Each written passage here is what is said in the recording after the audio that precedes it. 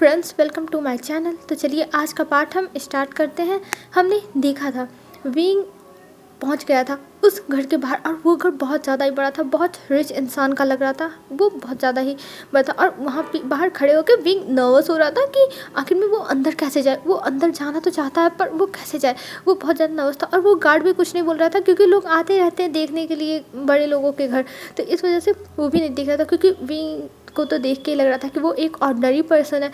तब विंग उस जो वहाँ पे गेट पे था गार्ड उसके पास जाता है और कहता है एक्सक्यूज़ मी, मुझे आपसे कुछ बात करनी है। तब वो गार्ड कहता है जी कहिए। तो विंग बताता है कि मेरी ग्रैनी यहाँ पर काम करती है और उन्हें चोट लगी तो इसलिए मुझे जाना है। तब वो कहता है कि सर आप रुकिए, मैं जाके अंदर पूछ के आता हूँ, फिर मैं आपको बताता हूँ। तब विंग कहता है जी ठीक है। और वो गार्ड चला जाता है अंदर और अंदर जाके पूछता है कुछ और फिर बाहर आता है और विंग से कहता है हाँ आप जा सकते हैं, उन्होंने परमिशन दे दी है और आपकी ग्रैनी यही काम करती है। तब विंग कहता है ओह थैंक यू मुझे अंदर जाने के लिए। तब वो कहते हैं कोई बात नहीं आप जाइए। और ये कह के विंग को वो लोग जाने देते और विंग फिर अंदर आता है। और अंदर आने के बाद वो इधर उधर देख रहा था, वो चलते हुए जा रहा था। हाँ सच में ये घर बहुत बड़ा है, यहाँ पे गार्डन है और सब कुछ मतलब बहुत अच्छा है और यहाँ पे कई तरह के फ्लावर्स लगे हुए हैं और सब कुछ है। ये देखते हुए विंग अंदर जा रहा था और धीरे धीरे वो गेट के पास पहुंचता है जो उस घर का मेन डोर था वहाँ पे, और उस मेन डोर से अंदर जाता है। तब विंग देखता है वहाँ पे कुछ लोग बैठे हुए हैं। ये देख के वो उस तरफ जाने लगता है पर तभी एक मेड भागते हुए आती है और कहती है तुम ही विंग हो ना। तब विंग कहता है हाँ मैं ही विंग हूँ। और ये कह के वो उस मेड को देखता है। तब मेड कहती है तुम मेरे साथ चलो और वो विंग को लेके जाती है अपने साथ और विंग को वो एक क्वार्टर में लेके जाती है जो सर्वेंट क्वार्टर थे एकदम पीछे उस घर के पीछे, वहाँ पे लेके जाती है। और ग्रैनी को वहाँ पे सुलाया गया था। तब विंग कहता है इन्हें क्या हुआ। तब वो मेड बताती है एक्चुअली ये बेहोश हो गई है और गिर गई थी, इस वजह से इनके हाथों में चोट लग गई है और पैरों में चोट लगी। ये देख के विंग तुरंत जाता है और कहता है ग्रैनी आप ठीक तो हो ना ग्रैनी। तब जो मेड थी वो कह रही हाँ ये ठीक है, इनको हमने डॉक्टर को दिखा दिया, ये एकदम अच्छे से हैं और हमें बस इनके किसी फैमिली मेम्बर को कहना था तो इसलिए हमने कॉल किया था। तब विंग कहता है जी थैंक यू आप लोगों का। तब वो कहती है कोई बात नहीं आप इनके पास रहिए। और ये कह के मेड वहाँ से चली जाती है। और तभी वहाँ पे कुछ टाइम के बाद एक लड़की आती है और वो देखती है और कहती है ग्रैनी आप ठीक तो हो ना। और ये कहते हुए वो अंदर आती है पर देखती है ग्रैनी सो रही है और उनके पास एक लड़का बैठा हुआ है जिसकी आंखों में आंसू है और वो ग्रैनी का हाथ पकड़ा हुआ है। और ये लड़की एक ओमेगा थी और वो आके खड़ी हो जाती है और कहती है तुम कौन हो। तब विंग देखता है और वो खड़ा हो जाता है। वो कहता है मैं इनका फैमिली मेम्बर हूँ। तब जो लड़की थी वो स्माइल करते हुए कहती है ओह अच्छा तुम्हारा नाम ही विंग है। तब विंग कहता है हाँ मेरा नाम ही विंग है। तब जो लड़की थी वो कहती है हाँ मैं तुम्हारे बारे में जानती हूँ, मुझे ग्रैनी ने बताया था। तब विंग कहता है ओह अच्छा। और ये कह के वो एक छोटी सी स्माइल देता है। तब जो लड़की थी वो अपने हाथ को आगे बढ़ाती है और वो हैंड शेक मतलब करते हुए विंग से हैंड शेक करती है और कहती है कि मैं यानली हूँ, मेरा नाम जियान यानली है। और ये कह के वो एक स्माइल करती है। तब विंग कहता है ओह अच्छा। तब जो यानली थी वो कहती है तुम तो बहुत ज़्यादा स्वीट हो। तब विंग एक छोटी सी स्माइल देता है और यानली विंग से उम्र में बड़ी थी। तब वो कहता है जी जी। और ये कह के वो जी जी कर रहा। तब जो यानली थी वो कहती है कोई बात नहीं तुम मुझसे छोटे हो, तुम मेरे छोटे भाई की तरह, तुम मुझे शीजी कह सकते हो। तब विंग कहता है मैं शीजी। तब जो विंग की बातें सुन के यानली कहती है कि हाँ तुम मुझे शीजी कह सकते हो, कोई प्रॉब्लम नहीं है, तुम मुझसे छोटे हो और तुम भी मेरे भाई की तरह हो, आचिन की तरह। और ये कह के वो एक स्वीट सी स्मेल देखी तो स्मेल देख के विंग को बहुत ज़्यादा अच्छा लगता है, बहुत ज़्यादा वो खुश हो जाता है और वो कहता है ठीक है मैं आपको शीजी कहूँगा। और ये कह के वो फिर से स्मेल करता है। तब यानली कहती है तुम्हारी स्मेल बहुत ज़्यादा क्यूट है। और ये कह के वो विंग के गालों को टच करती है। तब विंग थोड़ा नर्वस हो जाता है और वो थोड़ा दूर हो जाता है। तब यानली कहती है ओह सॉरी मुझे लगता है कि तुम्हें ये सब पसंद नहीं आया। तब विंग कहता है नहीं ऐसी बात नहीं है, बस मुझे किसी के टच से बस मुझे किसी का टच नहीं पसंद, मैं एक्चुअली दूर दूर रहना चाहता हूँ। तब जो यानली थी वो कहती कोई बात नहीं होता है किसी किसी को ऐसा, तुम अनकंफर्टेबल मत हो, तुम बस रिलैक्स करो, तुम्हारे लिए सब कुछ अच्छा रहेगा, तुम धीरे धीरे एडजस्ट कर जाओगे हर माहौल में। तब विंग कहता है आई होप सो। और ये कह के वो ग्रैनी को देखने लगता है। तभी ग्रैनी को होश आने लगता है और जब विंग देखता है ग्रैनी को होश आ रहा है तो वो तुरंत जाता है ग्रैनी पर और कहता है ग्रैनी आपको होश आ रहा है ग्रैनी। तब जो ग्रैनी थी वो अपनी आंखें खोलती है और कहती है विंग बेटा तुम यहाँ क्या कर रहे हो? तब विंग कहता है ग्रैनी आपकी इतनी तबीयत ख़राब है, आप यहाँ पे काम कर रही थी, आप ग्रैनी ऐसा कैसे कर सकते हो? तब ग्रैनी कहती है कोई बात नहीं बेटा, मैं एकदम ठीक हूँ और तुम मेरी टेंशन मत लो, मैं एकदम फिट और फाइन हूँ। तब जो विंग था वो कहता है नहीं, आप मेरे साथ घर चलो और आपको आराम करने की ज़रूरत है, आप ऐसे काम करती रहोगी तो आपको और तबीयत ख़राब हो जाएगा और मैं नहीं चाहता हूँ, चलो ग्रैनी। तब जो यानी थी वो कहती है अरे विंग तुम इनकी टेंशन मत लो, इन्हें डॉक्टर को दिखा दिया गया है, बस थोड़ी वीकनेस थी, ये कुछ दिन तक रेस्ट करेंगी, ठीक हो जाएंगी और हम इन्हें छुट्टियाँ दे देंगे। तब विंग कहता है थैंक यू, आपका थैंक यू, और मैं इन्हें लेके चला जाऊँगा। ये कह के वो ग्रैनी को उठाने लगता है। तब जो यानी थी वो कहती है अरे विंग तुम्हें लेके जाने की कोई ज़रूरत नहीं है, मैं ड्राइवर से कह देती हूँ, वो लेके चला जाएगा तुम दोनों को और छोड़ देगा। तब विंग कहता है नहीं नहीं शीजे, इसकी कोई ज़रूरत नहीं है। तब जो ग्रैनी थी वो कहती है विंग तुम शीजे क्यों कह रहे हो, ये हमारे बॉस की बेटी है, तुम इन्हें मैम कहो। तब जो यानली थी वो कहती है अरे नहीं नहीं, मैंने ही कहा है विंग से मुझे शीजे कहने के लिए, आप इसके बातों पर इतना गौर मत करिए। तब ग्रैनी थी वो कहती है ओह अच्छा जी मैम, और ये कह के वो उठ जाती है। तब जो यानली थी वो कहती है हाँ ठीक है, मैं बुला देती हूँ और आप लोग चले जाइएगा। तब विंग कहता है ठीक है, और वो ड्राइवर से कहती है और ड्राइवर कार लेके गेट के बाहर आ गया था और विंग पीछे वाले दरवाजे से ही वो निकल जाता है, लेके निकल जाता है ग्रैनी को। और इधर जो विंग था वो ग्रैनी को समझा रहा था कार में, ग्रैनी आपको ऐसा नहीं करना चाहिए, आपको कुछ हो जाएगा तो मेरा क्या होगा, ऐसा आपने क्यों किया, आपको अगर तबीयत नहीं ठीक थी तो आपको घर पे रुकना चाहिए था ना। तब ग्रैनी कहती है विंग कोई बात नहीं विंग बेटा, मैं ठीक हूँ, मुझे कुछ नहीं हुआ, तुम मेरी टेंशन मत लो। तब विंग कहता है कि हाँ आप कह रही हो मैं आपकी टेंशन मत लो, पर मुझे आपकी बहुत टेंशन हो रही है, आप ऐसे मत किया करो। तब ग्रैनी कहती है हाँ हाँ बाबा मैं समझ गई, मैं अब ऐसा कुछ नहीं करने वाली हूँ, ठीक है। तब विंग कहता है हाँ ये ठीक रहेगा, और ये कह के वो ग्रैनी को अपने साथ लेके आता है घर पे, और घर पे ले आने के बाद वो उन्हें कहता है सोने के लिए, और कहता है ग्रैनी आप सो जाइए, आपको सोने की बहुत ज़्यादा ज़रूरत है और आप ऐसे इधर उधर नहीं घूम सकती हो, समझ लो अगर आप इधर उधर घूमी तो मुझसे बुरा कोई नहीं होगा। और ये कह के उन्हें सुला देता है और फिर उनके पास बैठ के उनके मतलब थोड़ा सा उन्हें वो क्या कहते हैं उनकी सेवा करने लगता है, और सेवा करते हुए वो भी वहीं पे सो जाता है उनके बगल में ही, मतलब सर रख के नीचे बैठ के। तब ग्रैनी का कुछ टाइम के बाद 1-2 घंटे बाद आँख खुलता तो वो देखती है विंग को ऐसे सोते हुए, तो वो उनके चेहरे पे स्माइल आ जाता है और वो विंग के फोरहेड पे सहलाने लगती है और सहलाते हुए कहती है विंग तुम सच में मेरी लाइफ में आ गए, तुम्हारा कोई नहीं था और मेरा कोई नहीं था, पर हम दोनों एक दूसरे के लिए काफ़ी है। और ये कह के उनके चेहरे पे स्माइल थे, तभी विंग उनके हाथों का टच जब महसूस करता है तब वो उठ जाता और वो देखता और कहता ग्रैनी आपको कुछ चाहिए ग्रैनी। तब ग्रैनी कहती नहीं विंग मुझे कुछ नहीं चाहिए, तुम इतने पैनिक क्यों हो जाते हो, तुम रिलैक्स करो बस रिलैक्स। तब विंग कहता हाँ हाँ ग्रैनी मैं ठीक हूँ। और ये कह के वो टाइम देखता है तो अभी शाम के 5 बज रहे थे। वो कहता है ग्रैनी मुझे लगता है कि मुझे कुछ बना लेना चाहिए हमारे खाने के लिए। तब ग्रैनी कहती है हाँ ठीक है तुम बना लो, और आज वहाँ से खाना भी नहीं मैं ला पाई। तब विंग कहता है कोई बात नहीं ग्रैनी आप रेस्ट करो मैं बना के लाता हूँ। और ये कह के वो जाता है और वो सूप बनाता है, राइस बनाता है और कुछ वेजिटेबल्स ऐड कर लेता है बॉईल करके, मतलब अपना जो खाना था वो सब करके, और कुछ नॉन वेज भी ऐड कर लिया था उसने और बना के टेबल पर रख दिया था। और ग्रैनी से कहता है ग्रैनी चलिए खा लीजिए। और ये कह के वो ग्रैनी को पकड़ते हुए लाता है और टेबल पर बैठा देता है, और बैठाने के बाद वो ग्रैनी के सामने दे देता है जो उनके फूड्स थे और अपने सामने भी रख लेता है। तब ग्रैनी खाती है और कहती है वाओ विंग तुम्हारी तो धीरे धीरे स्किल्स और भी इम्प्रूव होती जा रही है। तब विंग कहता है हाँ ग्रैनी वो आपकी वजह से है। तब ग्रैनी कहती है ऐसी कोई बात नहीं विंग, बस तुम्हारे अंदर टैलेंट है इसलिए तुम इतना अच्छा खाना बनाते हो, तुम्हें इंटरेस्ट है खाना बनाने में। तब विंग कहता है हाँ वो तो है, पर मैं सच बता रही हूँ ग्रैनी, मैं सच बता रहा हूँ ग्रैनी, मेरे अंदर ये टैलेंट नहीं था, वो तो मैंने बहुत मुश्किल से सीखा है। तब ग्रैनी कहती है ऐसा मत बोलो,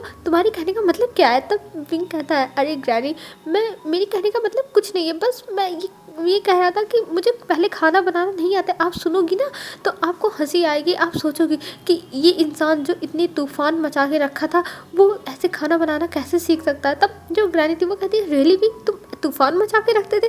तब विंग कहता है हाँ ग्रैनी ये सच बात है, मैं तूफान मचा के रखता था। और ये कह के वो स्माइल करता है। तब ग्रैनी कहती है तुम मुझे बताना चाहोगे तुम क्या करते थे, आखिर तूफान कैसे मच जाता था। तब विंग बताता है कि वो जब छोटा था तब मतलब छोटा नहीं था, हाँ कुछ छोटा ही था लेकिन ज़्यादा छोटा भी नहीं था।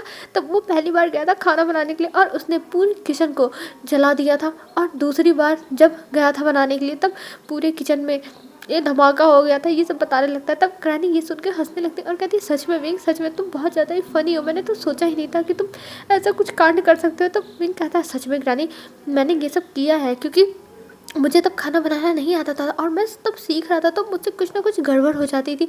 तब ग्रैनी कहती, पर आज तुमको बहुत अच्छा खाना बनाना आता है। और ये बातें किसी के सामने मत कहना, नहीं तो जो सुनेगा ना वो हंसेगा और कहेगा जिस इंसान को इतना अच्छा खाना बनाना आता है वो फ्यूचर पास्ट में ऐसा था और फ्यूचर में अब अपनी वो झूठ झूठ बोल के अपना हंसी उड़वा रहा था। तब पिंक कहता है, नहीं ग्रैनी ऐसी कोई बात नहीं, मैं अपनी हंसी नहीं उड़ा रहा हूँ, मैं आपको रियलिटी बता रहा हूँ, ये मेरी रियलिटी है। और ये कह के वो स्माइल करता है। तब ग्रैनी कहती है, हाँ हाँ मैं समझ गई ये तुम्हारी रियलिटी है। तब विंग कहता है और ये कह के वो फिर ग्रैनी को सुलाता है और खुद भी चला जाता है सोने के लिए।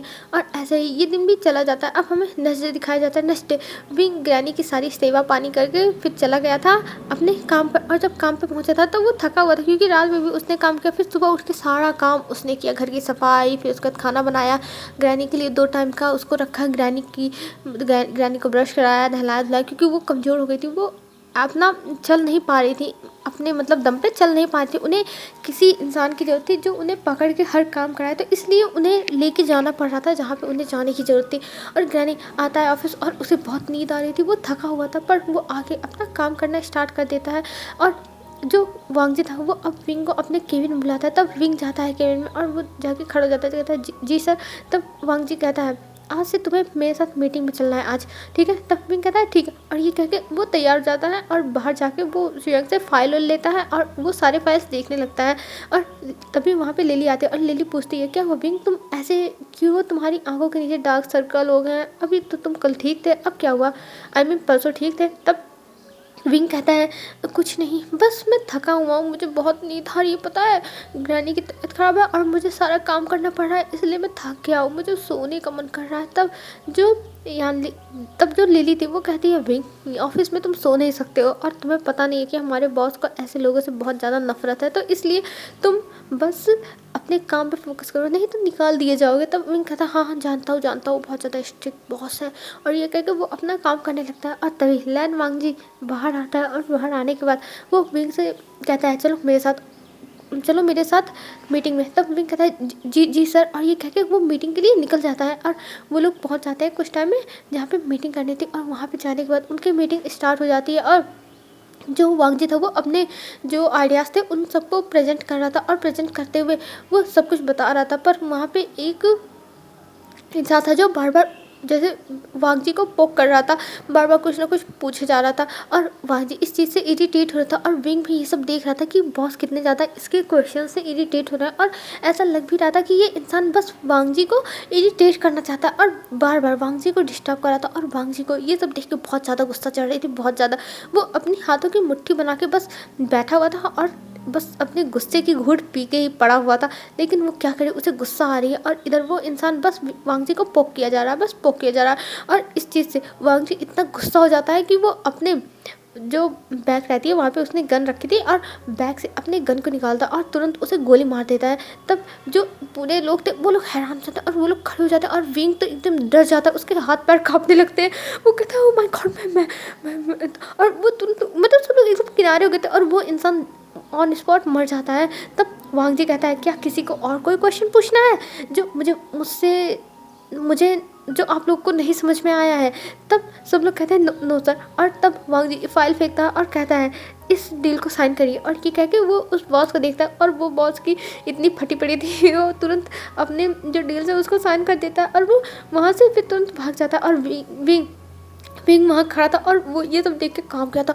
उसे तो जैसे शौक ही लग गया था, उसे सदमा एक तरह का लग गया था, उसे तो समझ में नहीं आता कि वो क्या करे, उसके हाथ पैर कांप रहे थे। तभी जो वांगजी था वो अपने गन को पीछे रखता और अपने हाथों को हैंकी से साफ करता है, मतलब उसके हाथ में थोड़ा हो गया था। तब उसे साफ करता है और साफ करने के बाद वो कहता है, विंग चलो। और ये कहकर वो विंग को मतलब वो आगे आगे चलने लगता, पर विंग के चलने की आहट नहीं आती। तब वांगजी पीछे मुड़ता और देखता है विंग तो सदमे में खड़ा है। ये देख के वांगजी कहता है, हाँ ठीक है, अब इसे पता चल ही गया तो कोई बात नहीं। और ये कह के वो जाता है विंग के पास और कहता है, विंग चलो। और ये मतलब वो इसकी आवाज़ें इतनी ज़्यादा कड़क थी कि विंग की पूरी बॉडी शिवर कर जाती है और विंग तुरंत देखने लगता है और कहता है, हाँ बॉस मैं चल रहा हूँ। और ये कहते वो विंग के हाथ पैर कपकपा रहे थे, उसे समझ में तो वो क्या करे, एक तरफ कुआं है तो एक तरफ खाई। और वो धीरे धीरे चलता हुआ वांगजी के पीछे पीछे चला जाता है कार में। और फिर वांग जी पीछे बैठता और विंग इस बार आगे बैठा था। पहले तो वो पीछे बैठा था वांग जी के साथ, पर वो अब आगे बैठा था। तब वांग जी कहता है विंग, तब विंग कहता है जी जी जी सर। तब वांग जी कहता है तुम मेरे साथ पीछे बैठे थे ना, तो आगे चुपचाप पीछे बैठो, तुम आगे कहाँ जा रहे हो।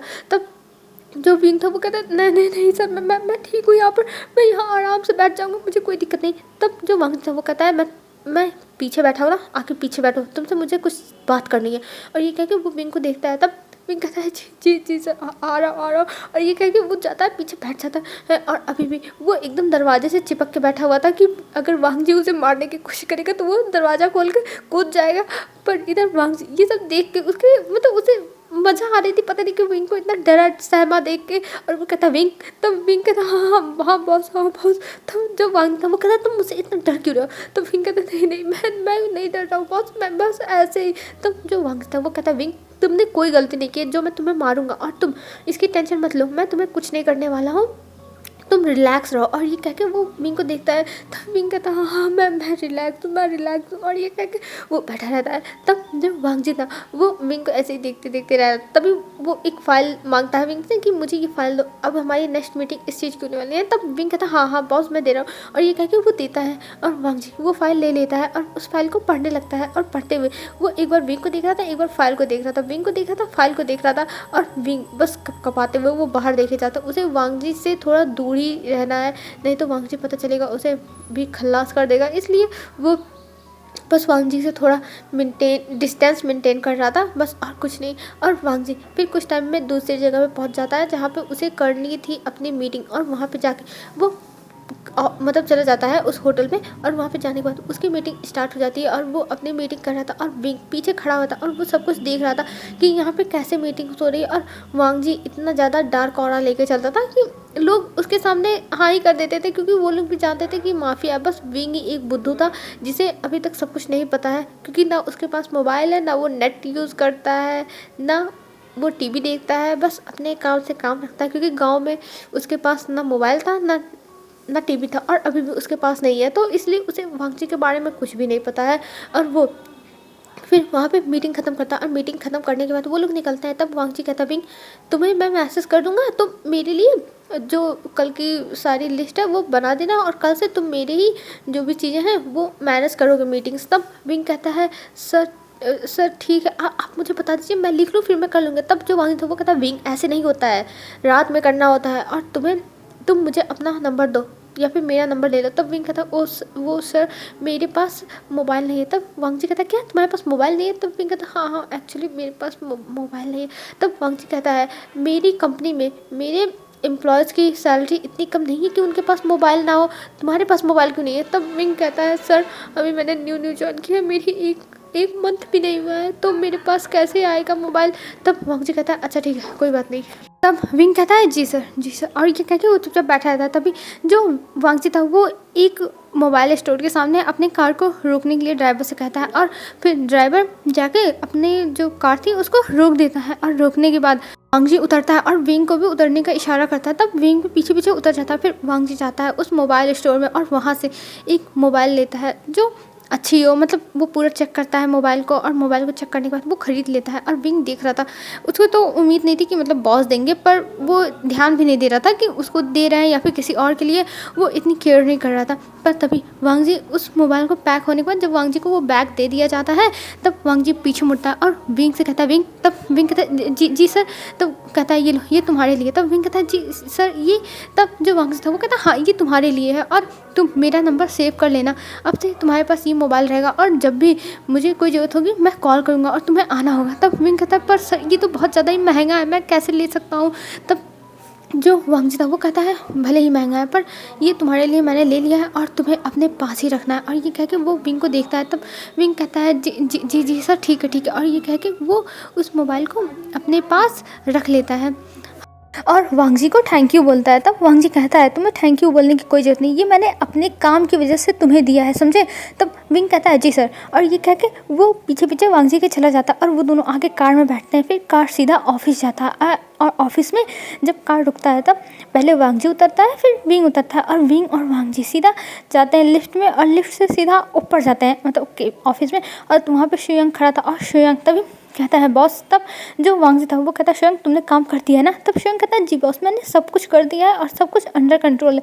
तब जो वांगजी था वो कहता है ठीक है। और फिर वहाँ से जो वांगजी था वो अपने ऑफिस में जाता है और ऑफिस में जाने के बाद वो एक कॉल करता है और कहता है क्या तुमने उसको हमारे ठिकाने पर पहुंचा दिया है? तब जो उधर से इंसान था वो कहता है जी सर मैंने कर दिया है, बस आप आ जाइए और आप एक बार सब कुछ चेक कर लीजिए। तब जो वांगजी था वो कहता है ठीक है, और तुम सच में मेरे बहुत ज़्यादा काम के हो, तुम एक ओमेगा हो लेकिन फिर भी तुम बहुत ज़्यादा काम आते हो। तब उधर से वो इंसान स्मक करते हुए कहता है सर मैंने आप ही के लिए तो ये सब किया है और मैं आपका बहुत ज़्यादा ही ओबीडियंट इंसान हूँ, मैं आपके लिए सब कुछ कर सकता हूँ, आप मेरे ऊपर ट्रस्ट कर सकते हो। तब वांगजी एक स्मक करते हुए वांगजी भी स्मक करता है और कहता है हाँ मुझे पता है, मैं तुम्हारे ऊपर बहुत ज़्यादा ही विश्वास करता हूँ, इसलिए तो मैं तुम्हें ये सारा काम दिया था।